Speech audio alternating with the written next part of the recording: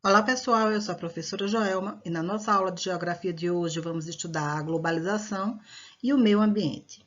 Há mais de um século, cientistas, ecologistas, biólogos, eles vêm tentando alertar o mundo sobre as questões ambientais.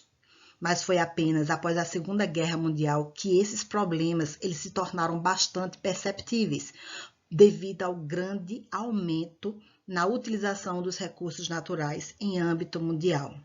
Os motivos que levaram esses problemas a se tornarem mais perceptíveis foi o crescimento da população, foi a difusão de padrões de consumo muito elevados, a rápida industrialização e urbanização, o que fez com que esses recursos naturais eles fossem usados indiscriminadamente. E percebeu-se que se não houvesse um cuidado com eles, um dia eles poderiam faltar e trazer consequências graves para a população mundial.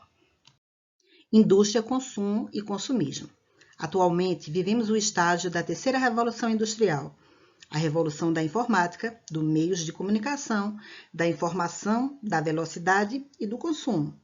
Com os avanços tecnológicos das últimas décadas, foi possível produzir mais, em menor tempo e em diversos lugares.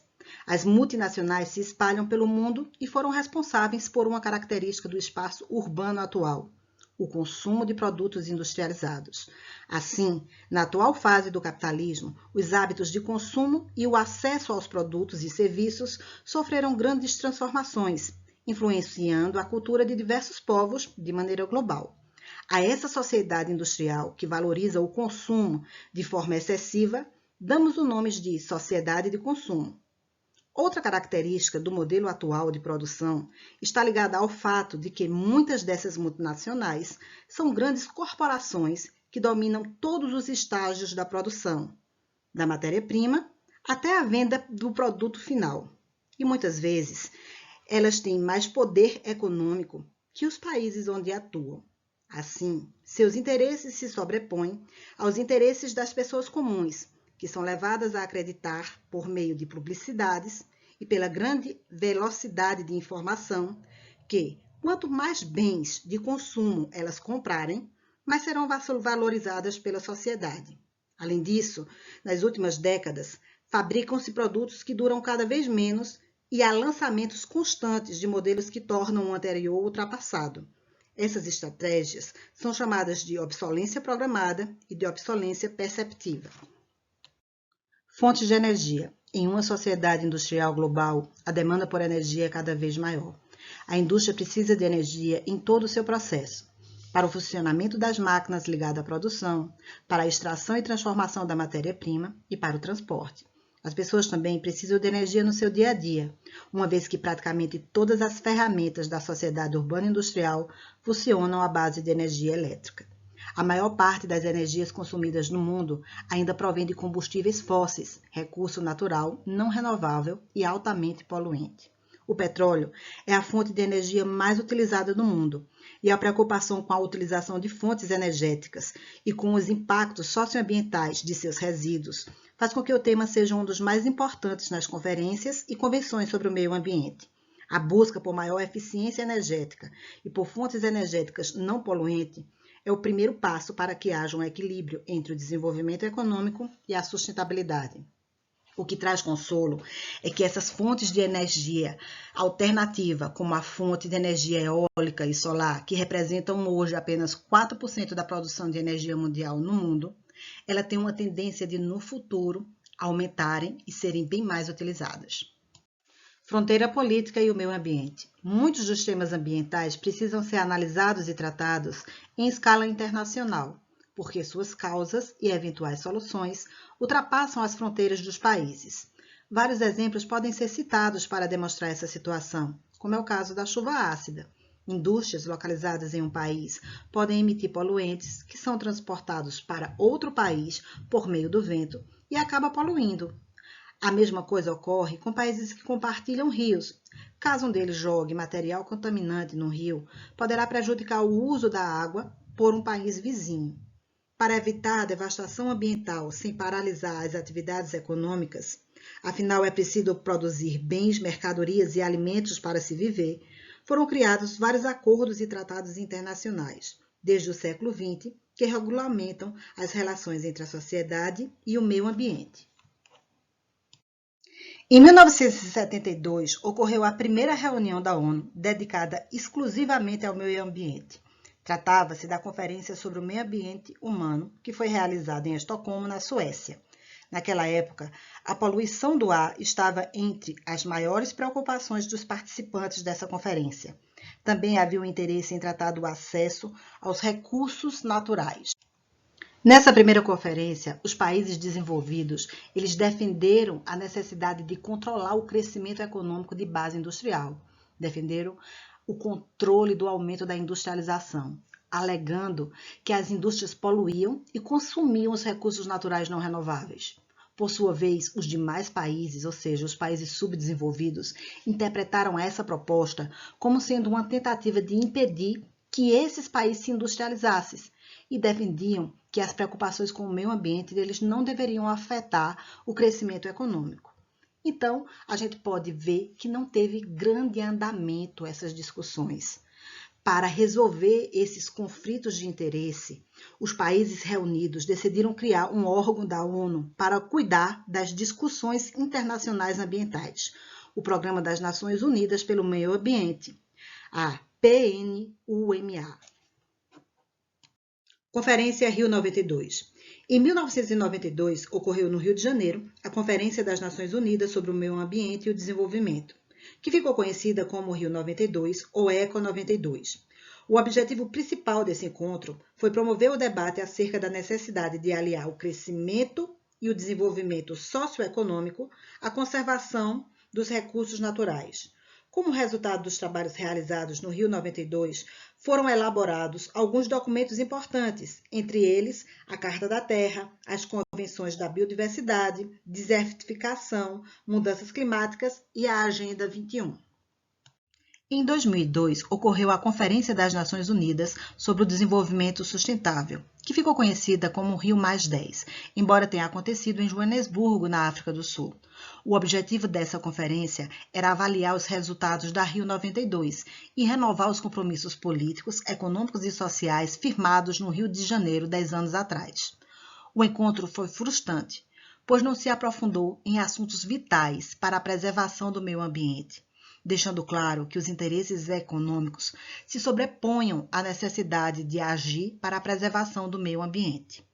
Em 2012, mais uma vez no Rio de Janeiro, ocorreu a Conferência das Nações Unidas sobre o Desenvolvimento Sustentável, que ficou conhecida como a Rio+20. Seu objetivo era discutir a adoção do desenvolvimento sustentável, que é capaz de produzir sem esgotar os recursos naturais, de forma que as futuras gerações possam utilizá-los. Além disso, tinha o objetivo de promover a inclusão social das parcelas mais pobres da população, sem que elas esgotassem ainda mais as reservas naturais, o que é um assunto bastante complexo. Apesar das conferências e acordos, os problemas ambientais não foram levados a sério pelos governos do mundo. A economia sempre ficou na frente da manutenção da vida. E hoje, eles ocupam as principais páginas do jornal, a natureza se manifestando com mudanças climáticas devastadoras para a humanidade. Os principais problemas do século XXI estão na degradação do solo, nas queimadas, na escassez da água, na ameaça à biodiversidade, que trata da diversidade de vida em todos os ecossistemas existentes, e também não apenas no número de organismos existentes, mas também na variedade genética de funções ecológicas, o aumento do efeito estufa e o aquecimento global, entre outros. Degradação do solo. Ela acontece por meio da erosão, acidificação ou pelo acúmulo de metais pesados, o que leva à diminuição de nutrientes, minerais e matéria orgânica no solo, tornando esse solo inviável para a agricultura, por ser um solo pobre ou contaminado.